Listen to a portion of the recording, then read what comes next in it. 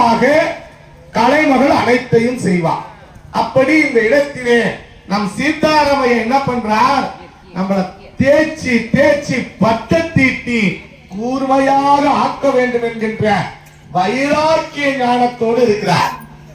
இதுல என்ன ஞானம் அப்படின்னா 3 ஞானம் இந்த உலகத்திலே இருக்காது.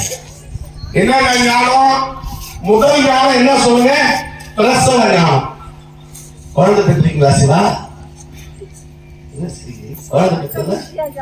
நீங்க பெற்றீங்க? உங்க வீட்டுக்காரங்க பெற்றது சொல்லுங்க. அதுக்கு ஊர் தூணாக இருந்தீர்கள், புரியுதுங்களா? அதனால அந்த அம்மாட்ட போய் கேட்டீங்கன்னா, பிரசவ நேரத்துல கேட்டா எல்லா பெண்மணியும் சொல்றது, ஐயோ இன்னும் ஒரு குழந்தைய என் வாழ்க்கையிலே நான் பெற்ற மாட்டேன். நீ பிரசவ நேரத்துல நீங்க பிரசவ ஆஸ்பத்திரிக்கு போய் பாருங்க, அந்த தாய் அந்த குழந்தை பெற்றுக்கிறத விட அந்தமா படும் பாருங்க.